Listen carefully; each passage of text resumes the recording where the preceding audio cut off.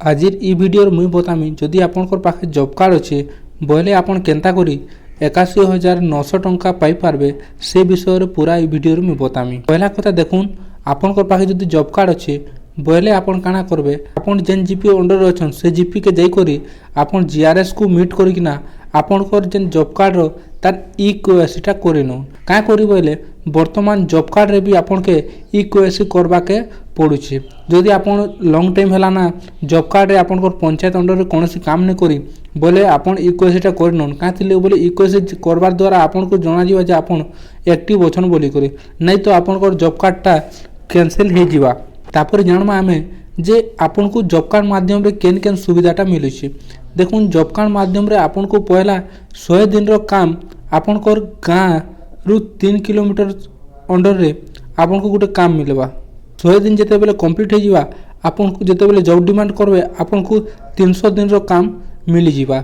ई काम आपन जानि थिबे इनो आपन को एनआरजीएस काम पंचायत तरफ नु आपन को पहाड़ जे स्टैगर टेंज बनसी आउ पोखरी मान को जन गभीर करा हबार काम ई सब काम आपन को दिया जासी जेने कि 100 दिन रो काम थिला वर्तमान सरकार सेटा के 300 दिन रो कर देइछन। आउ जानि रखुन जे आपन को ई पैसाटा डीबीटी माध्यम रे ही आपन के अकाउंट रे आसुची। जदि आपन डीबीटी नहीं करी बोले आपन डीबीटी करिनु जेन माने नुआ हिताधिकारी माने जॉब कार्ड जड़ित अछन तार द्वारा काना हबे कि आपन जेन काम करबे सेटा आपन को अकाउंट रे ऑटोमेटिक पड़ी जीवा। जॉब कार्ड के आपन केन केन हिसाब रे यूज करि पारबे पहला तो हैला आपन इटा के आपन को एड्रेस प्रूफ हिसाब रे यूज करि पारबे। तार संगे काना कि जदि आपन जॉब कार्ड काम करूछन आपन को पंचायत रे बोले आपन लेबर कार्ड बनाला टाइम रे जते बेले जॉब कार्ड देबे ताहले आपन को बिना टंका रे लेबर कार्डटा बनि जीवा।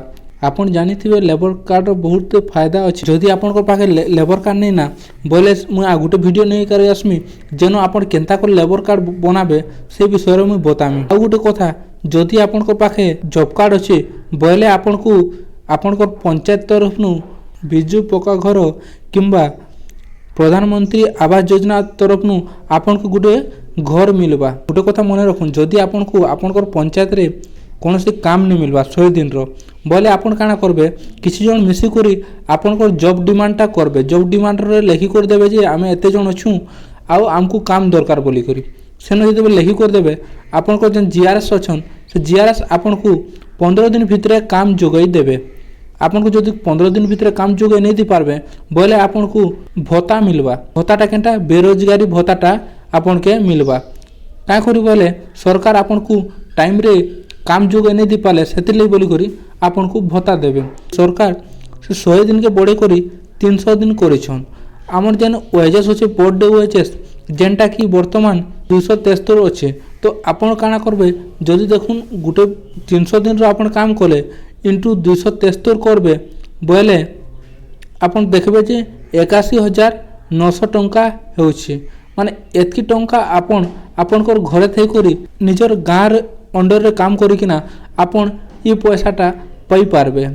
आपन को परिवार छाड़ी किना बाहर के जीवा के नहीं पड़े माइग्रेंट हवा के नहीं पड़े। आपन जानि थे बाहर रहले केते दुख आपन को घरे किछि असुविधा हेतिबा हेले भी आपन आसी नहीं पार खाइबा पीबा रहबार बहुत असुविधा आसी।